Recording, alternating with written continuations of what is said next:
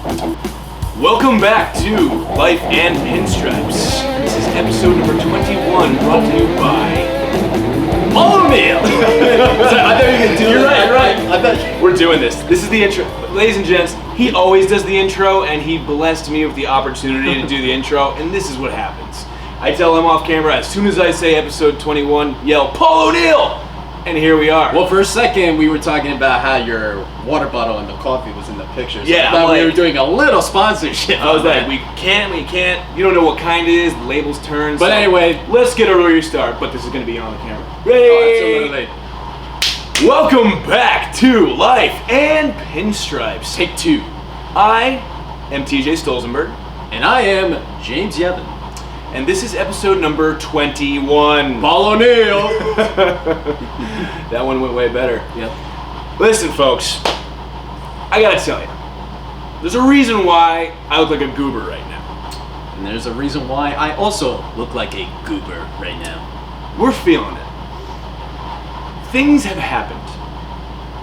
Some real life things, some personal life things, some bleep things. Yeah. And you know what? We love this podcast. We love to do it because one of two things always happens. One, we get to talk about our bleep. We get to figure it out together. We get to ask you, the audience, real questions and just kind of figure it out. And two, we then thusly realize we've released said energy. At least it's no longer within us. But this episode, ladies and gentlemen, this episode is heavy. It's going to be as rough as sandpaper. Yeah, pretty much. Well said, bud. Because there's two different reasons, two different paths why we're here today. Both of us come with a very similar energy. Mm-hmm. In my path, I'm going to keep it short and sweet. I'm not going to say the details, but I made a mistake. In life, I made a bad mistake. Not one that can't be fixed or perhaps strengthened over time, but I messed up. What about you? I ended a relationship.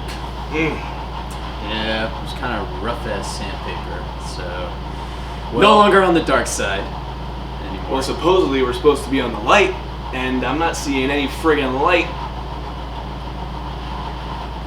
Yeah, let's skip the last song. Whatever, just keep it going. We kind of look like the Blues Brothers, so I'm not gonna lie. I feel like a soul man right now. This is what we're coming with. We're gonna be real. Week in, week out, we come here. We talk sports with you. We talk life with you. We talk James's dating life. We talk my random things that happen. I think it's funny how we were so positive a couple of weeks ago. Yeah. And now it literally just went and it's like back to square. We as Yankee fans have positive things to love about what's going on right now. We will get into that. Oh yeah, absolutely. Because we're going with some real stuff first. And as we've heard a lot of ups and downs in James's dating history, this one took one to the downside. We are down. But James, as a good man, he's real, he's honest. He came to me and I totally did not respond for like 4 days. And I'm sorry for that. Yep, it's all good. I did have 2 weddings. Yes, in 2 days. You did tell me about the wedding. Wait, what? Oh, wait, 2 days? I Friday, I didn't know about Friday 2 days. And Saturday. Oh boy. Saturday was the one when I was texting you, but I was like actually driving and actually leading a caravan of my family to the place where the shindig was going down after the ceremony or after the reception, whatever. Okay. Who cares? I was opening up. I was like, James, holy crap, are we both going through some bleep right now? You don't have to bleep, just say it. I can't swear. My mother. All right, it. There you go. See? We're gonna swear today because I'm feeling it. Honestly, I feel this all pent up rage, and I'm ready just to explode. Yeah, jeez, like sometimes life just gets a little under the nails. Oh my god. Life. Give me a break. I just want something good to happen. This man is a hopeless romantic. Are you kidding me? With all the stories, I'm pretty sure I could end up into a TV series. I was you once. I wanted to grow up to be Doug Heffernan from The King of Queens. Ah, see, that's a great show. I just wanted to come home after my job. Come home to Leah Remini. Oh, Rhymes. Leah Rhymes, the singer. Yep. Leah Remini, or it's like Ramini. Who cares? Ramini, that's who it was. Who cares? It's Carrie Heffernan. Yeah. For all intents and purposes. Come home to her, sass me up a little bit, yell at me a little bit for my shortcomings, but make me a better man. And you know what? Cuddling with her on the couch, watching a good show. There's nothing else I want. I was a hopeless romantic, and you know what, man? It pushed me through a lot of weird places. I went through friend zones. I went through what the heck just happened zones. I went through one night stand zones. I went through it all, bud. And let me just say, some positive reinforcement for you. This is just the beginning, man. You're gonna have some ups, you're gonna have some downs, but just know that everything is precisely how it was meant to be. Yeah, I think it's just one of those things where everything was going nice and smooth, like for the first week and a half. And these things you gotta give time. And then, you gotta give time. Oh yeah, You absolutely. know? See, I try everything I can not to rush anything. I know. But apparently You had kind of extraneous circumstance with time being a factor. Yeah. But you know, you wanted to get all you could out of it, squeeze all the fruit, get all the juice out. But you know what? It was a tough situation. In the end, it just wasn't working out between me and. We're battling because I didn't mean to cut you off. I did it on purpose. That's what. We're battling because we don't want to like bring the people that don't have a choice into the spotlight, into your ears who are listening. But enough about dancing around the problems and all the things. I'm going to bring up one dark story. All right. Tales from the Crypt, T.J. Stolzenberg. This is a story of my Ubering days. Ubering. Recently mentioned you're thinking about getting a second job. And Yep. I have had a second job, and I also, too, am going to get back on the saddle, do some Ubering, make some extra cash. The reason why I haven't Ubered in a very long time is because of this. And this is a glasses off moment, sir. We gotta look them right in the eyes. I Ubered for about 3 straight months. It was actually pretty cool. I got to meet some random people, and as you can see, you know, I'm outgoing, I like to talk. And at the same time, there's days where I really didn't want to, and just had the radio playing, and people were okay with that. But then, as always, I learn, as you've learned at your liquor store, dealing with people, and I've learned at my bars, dealing with bull. There's some people out there that are not gonna play by your rules. Oh yeah. So, it all comes down to a specific night where I was driving people home from lake compounds. Now, I was excited. I was thinking, I might get some ESPN people because it was an ESPN themed night. And lo and behold, I actually did have someone that worked for ESPN, and they ended up living on the edge of Waterbury. And what ends up happening when you're Ubering is when you drop off one person, the next ping comes from a nearby location. And so, I'm in Waterbury, and ping just went, here I go. The 2 individuals that got into my car were clearly up. Ooh. And I don't mean like, actually I do mean in the head, because before the end of the drive I learned that one of their uncles was in jail doing a quarter for manslaughter. I believe I got that wrong. It might have been his, cousin Mickey's doing a dime for armed robbery. I'm sorry. Oh man. Yes, and this is information you don't really do you share that type of thing with someone right away? You just met the Uber. Yeah, I mean, you guys just met. It's not like you guys have been talking for like 10 years or something like that. But that's just weird. Isn't that weird? That's a little weird. Because I understand that the bartender, people come to me and just lay their stuff on me. They just give it to me. Oh, I've told you my shit. Yeah, but you know what? That's like, I enjoy that. That's a positive experience where I'm giving and receiving information and giving back input, and you know what? It's a mandala process. It's cyclical. Yeah. Versus just sometimes people just a one-way vomit of their life into my face. Pretty much.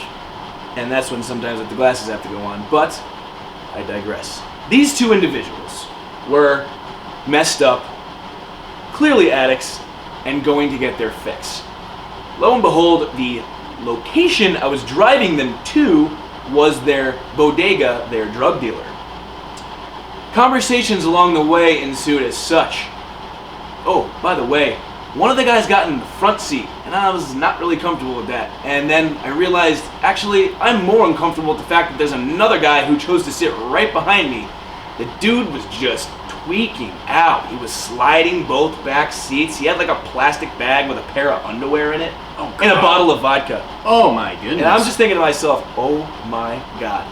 I don't want to offend these guys. I don't want to like get them all riled up because they're clearly messed up. Just get them to point A to point B and just get it over with. And that's what I thought. It would just be A to B. But this was not an A to B night. What was it, like A to D? In between moments of when I'm driving these guys and they ask me, oh, stop here, at like the gas station to run in and get cigarettes, I wish it was like a taxi. I wish the meter was running, but it's not like that. It's distance with Uber. The dude in the front right seat keeps leaning over and making like a sound in my front seat, like making a snorting sound, and he's hiding from me, and I'm not an idiot, and I'm also a little scared because this dude is out in public doing probably some hardcore stuff, and he's in my car. So I'm thinking to myself, what is my level of responsibility, and how do I not offend this dude before he gets out of my friggin' car, but say to him, get the out of my car? I don't know. I'll tell you how it ends. Okay, yeah. The guy in the back seat is saying, dude, I just realized we're pulling up to the bodega with an Uber driver. He doesn't recognize the car. The guy who they were trying to text to get whatever drugs they were trying to get wouldn't respond because I pull up in my orange, beautiful mobile, and they don't know who it is or what it is, and the guys that are just tweaking out, freaking out, they missed their opportunity. They both get out of the car, they run to the door, they're banging on the friggin' door, and I'm like, okay, let's get the F out of here. But the kid left his bag of underwear and vodka in my backseat. So, and I apologize, the story's taking too long, but I have to get it out because I lived with it for far too long. Yep. They jump back in my car, I'm like, okay. He's like, hey, head to John. I'm like, sir, this is not how this works. You need to restart, redo a drive. I'll accept your drive. I'm not doing this for free. This has already been a little bit of an adventure, and I'm not being your therapist for free right now. You should have just left as soon as... I tried, dude. The dude's like, wait! And I almost drove off knowing the vodka and underwear was in my backseat, but then at the same time, I knew the vodka and underwear was in my backseat. So I just stopped. I let them get back in the car. They redirect me to what I thought was a human being named John, but what John was actually just a street where, 30 to 40 zombies, aka messed up human beings, were hanging out and doing bad things. So I will end the story with this. The reason why I stopped Ubering for a long time was because of that. It's because I headed into a dark alleyway with 30 drugged up people. I had to do a 95-point K-turn to try to avoid all their nodding out bodies. And I'm sorry for the darkness of the story, but I'm releasing it unto you, and I apologize. But this is an alert to all Uber drivers out there. You never know who's getting in your car. You never know where, how their state of mind is. So be respectful, be patient, but look for your opportunity to go and get out. As soon as they got out of my car, they were like, why don't you hang out, man? Why don't you hang out? No. I heard one of them say, dude, he's like scared. Let him go. And he's like, why? I'm like, look around. Is this normal? 40 people all zoned out? Anywho, I apologize that story took a long time, and I hope it was at least a little entertaining. But it was a dark thing for me. What was entertaining about it? It was just more frightening. I was literally just taking it in the entire time. Yeah. First of all, you made me change my mind because when you were texting me earlier today, I was saying maybe I should be an Uber driver, and then you come out with this story. Yeah. I'm like, that is not happening. Yeah. Yup. And it scared me. I actually did accept one more drive on the way home. It was at least some just kid from Quinnipiac going to his girlfriend's house. Okay. And I even vented the story to him. I was like, dude, I just got freaked out. He's like, he was a good person. He calmed me down. But Uber app off. Sayonara. See you later. Hope those kids don't ever hear this because I don't want to offend them, but guarantee they're not going to be paying attention even if they do. So we're going to continue on here with episode 21 and try to start with darkness and bring ourselves to light. So, well, Exactly. I'm not being an Uber driver. Maybe I should do what I originally did before we started doing this show, which, as you may know, what I've done. Teach. Yep. I used to be a teacher. When I got my bachelor's degree, went to Curry College, decided to go for teaching, and I had 3 jobs in teaching, and I'm like, not a thing for me whatsoever. Each of the moments, what happened? Just things didn't work out? Things just spiraled out of control. Like, what was it? I had my first job was I was supposed to originally be paid $18 an hour. Instead, I got $75 a day, and they wanted to give me a kid that gave 2 teachers concussions. So I'm like, no, out. A kid that gave 2 teachers concussions. This is a 6-year-old kid nonetheless, too. Oh my gosh. So nope, out. Second time was a daycare. Put me on administrative leave because I told the kid no. Oh right, the one you said that the parents were being. They thought I was. It was a parent that never said no to their kid. Yep, they thought I was being too aggressive or like something like that. I'm like, it was seconds or thirds, right? Yeah, thirds. That's what it was. Kid was going back for thirds and snacks. Yeah. God forbid you said no. I said no. and a couple days later, we're gonna put you on administrative leave. I'm like, this is another sad, sorry lesson that we're learning in this life, that you can be doing the right thing, but politics and BS and bad parenting gets in the way sometimes. yeah. And then last but not least, the autistic teenagers, not an easy gig. I'm just gonna leave that right there. Honorable. I tip of the cap to that. That's my tip of the cap to whoever works with special needs, autism, all those things. I applaud you because it is not an easy job, and I respect you. Mad respect. Well, hey, that's actually kind of like a good turn there. We just turned something into a positive. You know, looking for a job, man, you never know. You might come across a similar situation, and you might have a positive one, and it might push you into an education sphere, something of that nature. Oh yeah, I was thinking about that or retail because, you know, we want to get our lives going and move to the big city.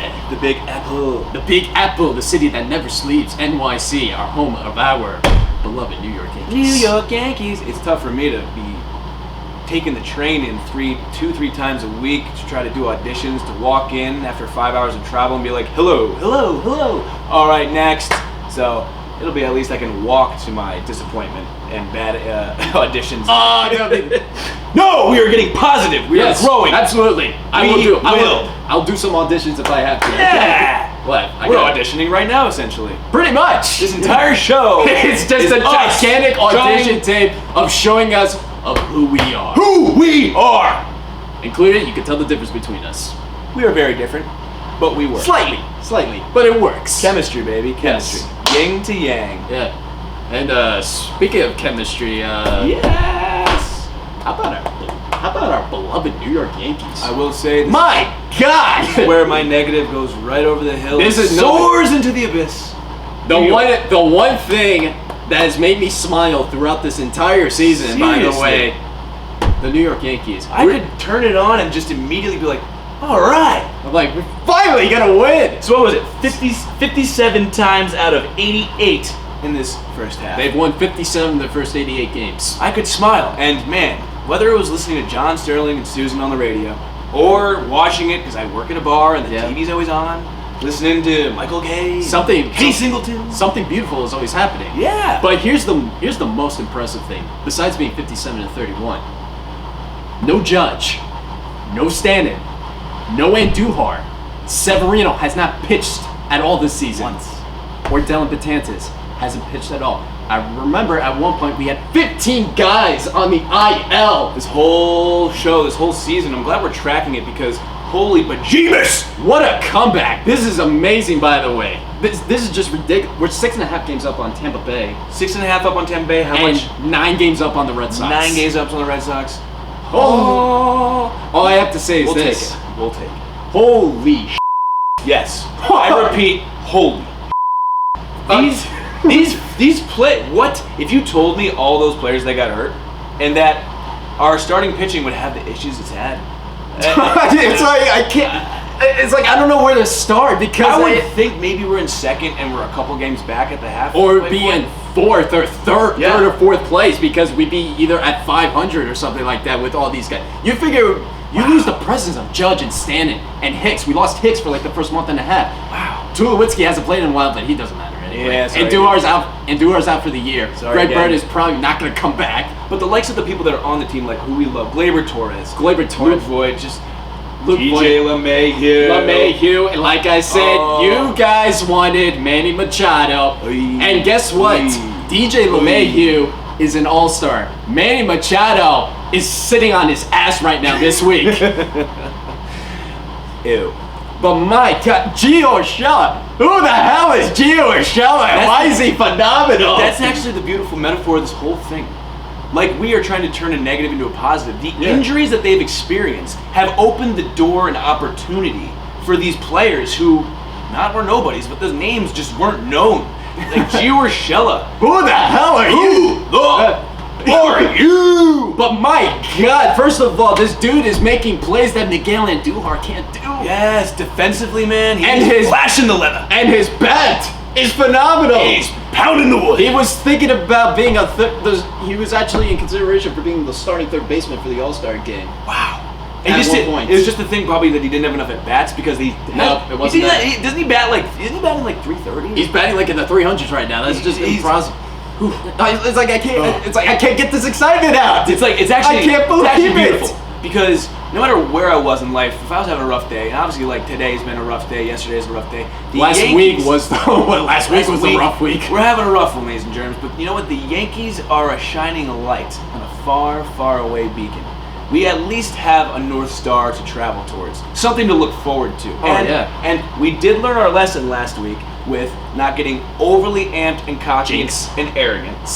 We cannot, because we will jinx the crap out of it. Like the London series, for example. What Yes. was it? The second game, I'm like, we were up 6-0, and you were like, yeah. That was the first game. First game, right. The second game, we were up. Well, in the first game, they scored 6 runs to respond to our jinx, and then in the second game, we jinxed it. But we still won both games. Yes.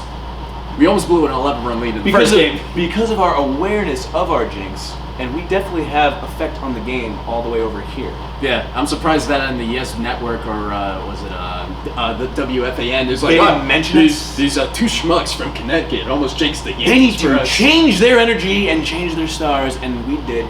We were aware of it. We changed it. Okay, here we are. Yes, here we are. Super digress. I will say, James, first half grade of the Yankees, solid A. Solid A. Who would have thought? Surprising A. With all these guys out, that they get an A, in my opinion. That's it. And just awesome job by the dudes filling in, doing their job, showing up, going back and forth from AAA to whatever.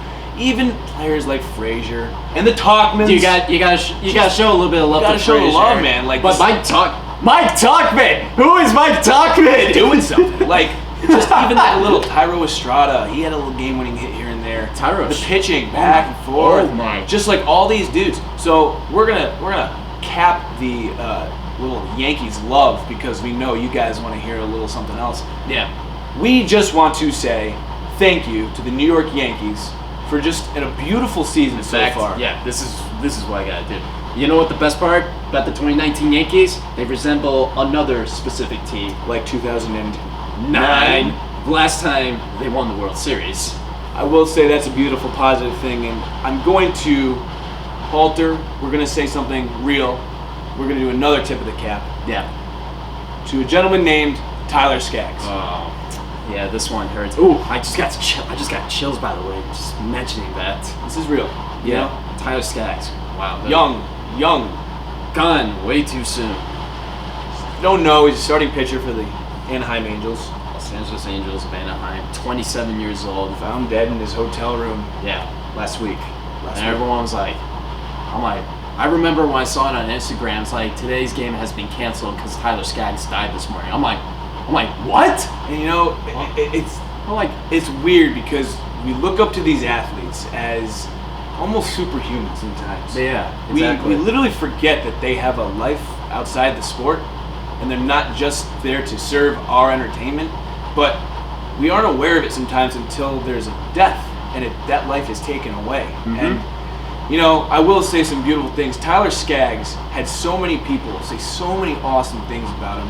I remember one Angels teammate say specifically, he spoke right after Mike Trout. Sorry, I don't remember his name, but he said, you know, there's probably 50 or 60 other people that would consider Tyler Skaggs their best friend because that's just who he was and how he treated everyone.